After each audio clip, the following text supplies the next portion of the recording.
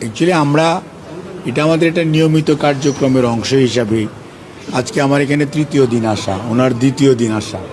যে আমরা এটা আমাদের মন্ত্রণালয়ে বসেও অধিদপ্তর, যেহেতু অধিদপ্তরের মাধ্যমেই সারা দেশ বিভাগ প্রত্যেকটি উপজেলা পর্যায়ে সমাজ কল্যাণে বিভিন্ন কর্মসূচি আছে।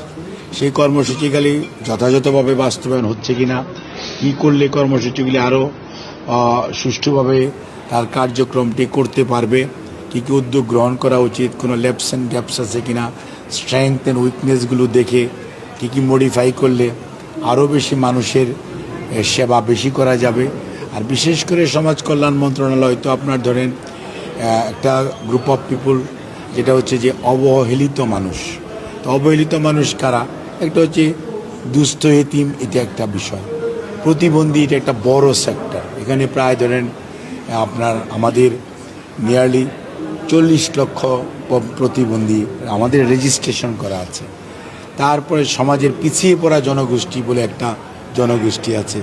আদিবাসী বলেন, চা শ্রমিক বলেন, বেদে বলেন, হিজড়া বলেন, তাঁতি বলেন, কুমার বলেন, তা বিভিন্ন আদিবাসী সম্প্রদায় বা ক্ষুদ্র নৃতাত্ত্বিক গোষ্ঠী বিভিন্ন পাহাড়ে বিভিন্ন অবস্থায় তারা বসবাস, সমতলেও আছে।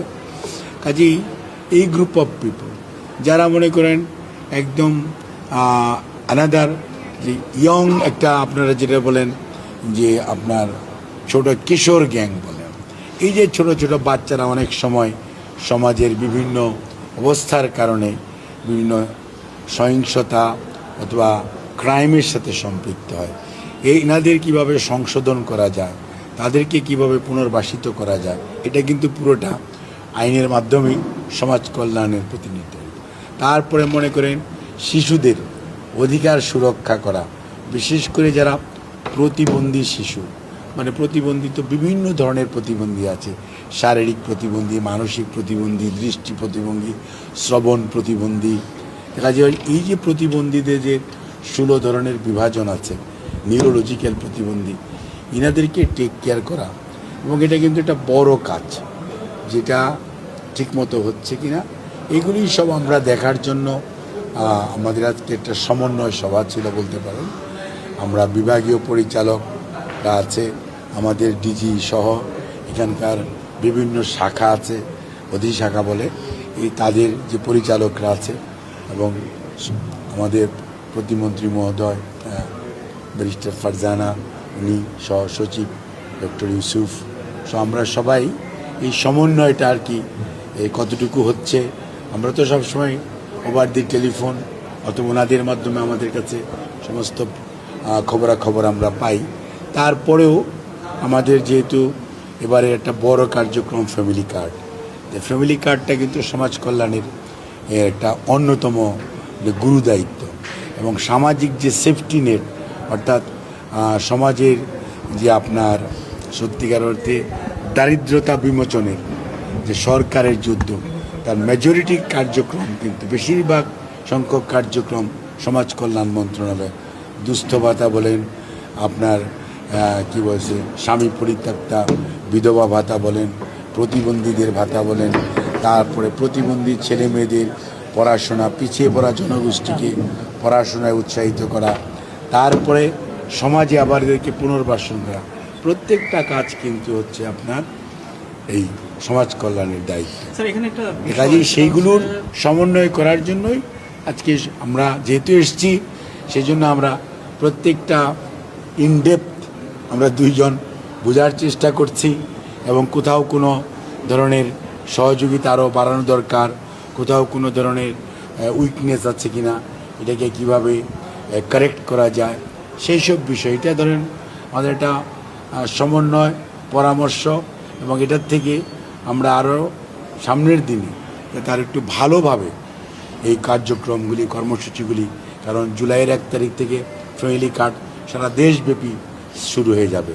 সেই জন্য এটার যে ক্যাপাসিটি, এতদিন আমরা মাত্র 3 মাসে 80,000 পরিবারকে ফ্যামিলি কার্ড বিতরণ করেছি টার্গেট করে। আগামী বছর আমাদের টার্গেট হচ্ছে 40,20,000 পরিবারকে আমার মাধ্যমে ফ্যামিলি কার্ড বিতরণ করা।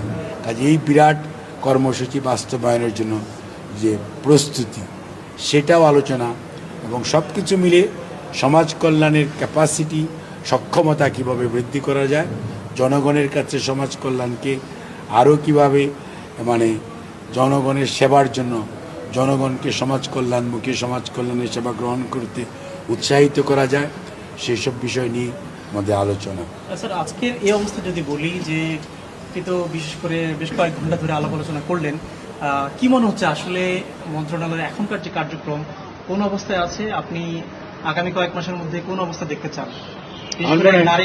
এটা বলুক। এটা একটু আমাদের তো আসলে অনেক বাংলাদেশের একটা huge population, group of population নিয়ে সমাজ কল্যাণ মন্ত্রণালয় কাজ করে।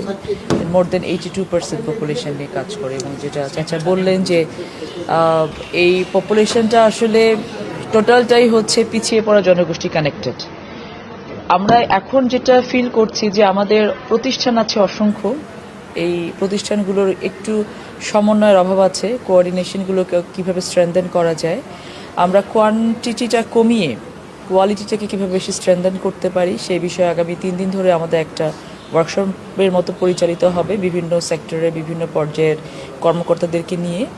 এবং সেটার বেসিসে আমরা কিভাবে, যেমন অসংখ্য এতিমখানা আছে, অসংখ্য রিহ্যাবিলিটেশন সেন্টার্স আছে, অসংখ্য প্রতিবন্ধী স্কুল আছে, তো এদের সেবা বা শিক্ষা দানের মান কেমন হচ্ছে, এতিমখানাগুলো ঠিকমতো পরিচালিত হচ্ছে কিনা, শিশু পরিবারগুলোকে ঠিকমতো কেয়ার করা হচ্ছে কিনা, ডে কেয়ার সেন্টারগুলো পরিচালিত হচ্ছে কিনা, প্রত্যেকটা সেক্টরকে ধরে ধরে এটার কোয়ান্টিটি কমিয়ে কিভাবে সবাইকে আবার একসাথে রিএলোকেট করে কোয়ালিটিটাকে বাড়ানো যায়। জনবলের অভাব আছে, আমাদের অর্থনৈতিকভাবে আমরা খুব বেশি স্বাবলম্বী না এই অবস্থায়, বাজেটে আমাদের বেশ কিছু সমন্বয় করতে হয়, সেক্ষেত্রে জনবলও নিতে হবে। সমন্বয়টা কীভাবে করা যায়, আমরা বেসিক্যালি প্রবলেমগুলো আইডেন্টিফাই করছি, করে আমরা কিভাবে এই মন্ত্রণালয়টাকে আরও বেশি, জনগণ যেটা সম্পৃক্ততা আছেই, বাট এই সম্পৃক্ততাটা আসলে মানুষকে কিভাবে স্কিলড লেবার তৈরি করে বাংলাদেশের মেইন স্ট্রিমে, মেইন ইকোনমিতে এদেরকে কারেক্ট করা যায়, সেই পর্যায়টা মেইনলি আমরা কাজ করার চেষ্টা করছি। তো এখানে বসে আমাদের কর্মকর্তাদের সাথে কথা বলে যেটা মনে হচ্ছে তারা প্রত্যেকেই সেটাই চাচ্ছে, যেটা আমরাও চাচ্ছি, বর্তমান সরকারকে সহযোগিতা করতে চাচ্ছি।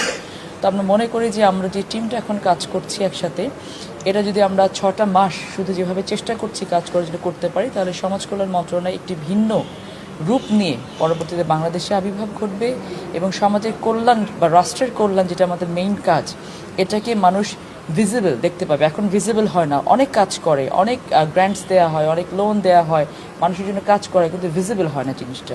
সো 6 মাস পরে দেখা যাবে যে ভিজিবলি সমাজ কল্যাণ মন্ত্রণালয় কতটা ভালো কাজ করতে পেরেছে, এটা মানুষের কাছে পৌঁছে যাবে আশা করছি ইনশাআল্লাহ। এবার সবশেষ সেটা হচ্ছে যে আমরা বেশ কিছু সময় দেখেছি পিএমের সাথে আপনাদের ছোট বড় মিটিং হয়েছে বিভিন্ন সময়, যেহেতু 180 দিনের একটা পরিকল্পনার কথা সরকার বারবার বলছে, সেটা আরও বলা চলে 2.5 থেকে 3 মাস আছে। স্পেসিফিক যদি জানতে চাই, পিএম আসলে মূলত আপনাদের কোন বিষয়তে মানে জোর দিয়েছেন যে কাজটা আগানোর জন্য? মাননীয় প্রধানমন্ত্রী, আমরা দেখবেন নির্বাচনের পূর্বেই বিএনপির যে নির্বাচনী ম্যানিফেস্টো, যেটা এখন বিএনপির না, এটা এখন জাতির ম্যানিফেস্টো, কারণ মানে জনগণ বিএনপিকে দায়িত্ব দিয়েছে, এই দেশের সেবা করার সুযোগ দিয়েছে, কাজেই সেই ম্যানিফেস্টোটা এখন আমাদের জাতীয় দায়িত্ব এবং কর্তব্যে পরিণত হয়েছে, এক ধরনের ম্যাগনা কার্টার মতো। কাজেই উনি প্রত্যেক মন্ত্রণালয়কে বলেছিলেন, আমরা অ্যাকর্ডিংলি, যেমন আমাদের প্রথম কাজ ছিল যে ফ্যামিলি কার্ড, যেটা আমাদের শুধু নয়, সরকারের নাম্বার 1 ফ্ল্যাগশিপ প্রোগ্রামের মধ্যে ফ্যামিলি কার্ড, এবং এটার পাইলটিং আলহামদুলিল্লাহ এই পর্যন্ত আমরা 2য় ধাপ পর্যন্ত, এবং এই মাসে জুন মাসের আজকে 2 তারিখ, ইনশাল্লাহ আগামী কয়েকদিনের মধ্যেই দেখবেন 3য় ধাপ কমপ্লিট হবে ইনশাল্লাহ। এবং ফ্যামিলি কার্ড অত্যন্ত সুন্দরভাবে বাস্তবায়ন করে, এটা আমাদের জন্য একটা চ্যালেঞ্জ, এটা একটা 80,000 পরিবারের মধ্যে, এবং এটা থেকে আমরা আমাদের শিক্ষা নিয়ে আগামীতে যাতে আমরা আরও সুন্দরভাবে বাংলাদেশের প্রতিটি পরিবারের মধ্যে বিতরণ করতে পারি, ঠিক এরকমভাবে কৃষক কার্ড যেমন একটা প্রোগ্রাম, আমাদের কৃষকদের লোন মৌকুফ করা, এবং এটা আপনি দেখেন প্রায় 12,500 কোটি টাকা খরচ হয়েছে, 11.5 লক্ষ কৃষক উপকৃত হয়েছে। আবার মনে করেন ধর্মীয় যে নেতারা আছেন বিভিন্ন ধর্মের, তাদেরকে সহযোগিতা করার যে সরকারের কর্মসূচি, সেটা শুরু হয়েছে, এবং এটি কিন্তু প্রত্যেকটা কর্মসূচি গ্র্যাজুয়ালি আপনার এই অর্থ বৎসরে দেখবেন এটার ব্যাপকতা বৃদ্ধি পাবে।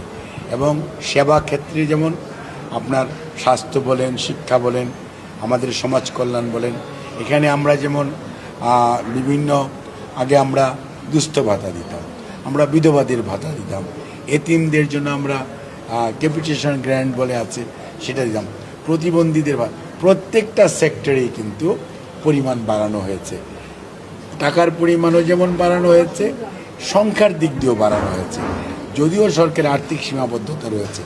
কাজেই আপনার যে সমস্ত নন কমিউনিকেবল ডিজিজ, যেটা সচিব সাহেব বলল, ক্যান্সার বা chronic kidney disease, liver disease, thalassaemia অথবা congenital or developmental heart disease, এই সমস্ত বিভিন্ন কতগুলি কঠিন রোগ আছে যেগুলোর আগে মাত্র 50,000 টাকা মাত্র এককালীন অনুদান দেওয়া হতো, এখন সেটাকে 1 লক্ষ টাকা করা হচ্ছে প্রথম ধাপে।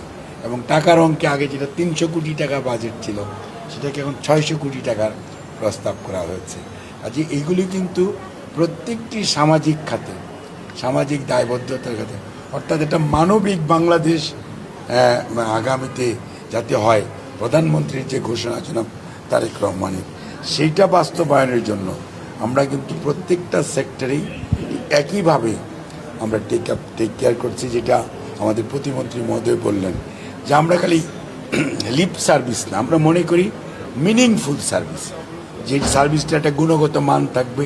আমরা এতিমদেরকে খালি শুধু ডিপেন্ডেন্ট রাখতে চাই না, আমরা তাদেরকে এডুকেশন দিতে চাই, দক্ষতা দিতে চাই, স্কিল দিতে চাই, এবং তার পরবর্তীতে তারা যখন আমাদের আমব্রেলা থেকে বেরোয় 18 বছর বা একটা সার্টেন টাইমের পরে বেরিয়ে যাবে, তারা যাতে দক্ষ হিসাবে সমাজে তাদের কিছুটা কাজ করে খেতে পারে, সেই জন্য তাদেরকে আমরা কিছু টুলসও দিতে চাই, অর্থাৎ কিছু সরঞ্জাম দিয়েও দিতে চাই, যেটা দিয়ে তাদের যে জীবিকা নির্বাহের জন্য কেউ সেলাই শিখছে, সেলাই মেশিনটা সে চালাবে, কেউ কম্পিউটার শিখেছে, তার কম্পিউটার দিয়ে দিলে সে কম্পিউটার স্কিলটা সেখানে প্র্যাকটিস করবে, অর্থাৎ তার সেলফ এমপ্লয়মেন্ট হোক, ইনস্টিটিউশনাল এমপ্লয়মেন্ট হোক, সেই সুযোগটা আমরা করে দিতে চাই।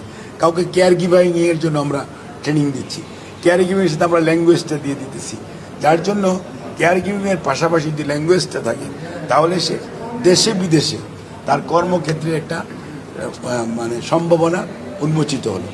আমাদের টার্গেট হচ্ছে এদেরকে, যেমন প্রতিবন্ধী, ওরা হয়তো ইনারা একজন দৃষ্টি প্রতিবন্ধী কিন্তু তার অন্য স্কিল আছে, একজন হয়তো তার 2টো পা নাই কিন্তু তার 2টো হাত আছে, তার সেই স্কিল আছে, কারো হাত নাই, তার পাটাই কিন্তু তাকে একটা স্কিল দেয়। কাজে আমরা চাই যে প্রতিবন্ধীরাও যে পিছিয়ে পড়া মানুষ তা না, প্রতিবন্ধীরাও যাতে সমাজে কন্ট্রিবিউট করতে পারে, একটা ইনক্লুসিভ সোসাইটি হতে পারে সবার অংশগ্রহণের মতো, তাহলেই কিন্তু কেউ যদি মধ্যে এমন ভাবনা না আসে আমাকে কেউ টেক কেয়ার করছে না, তাহলে দেখা যাবে আমরা সবাই যদি মনে করি yes we are the part of this society, তখন একটা ইনক্লুসিভ সোসাইটি হবে।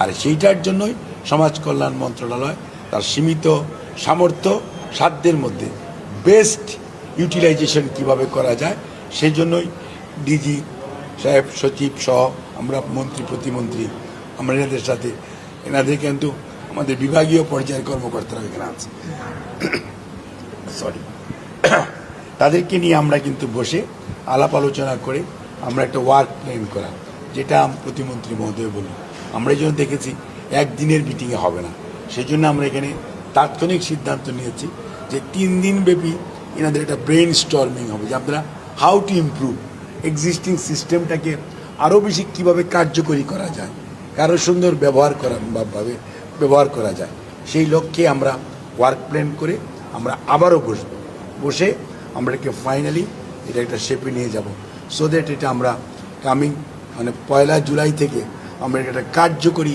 সিস্টেম হিসেবে দাঁড় করাতে পারি, সেই লক্ষ্যে কাজ করছি।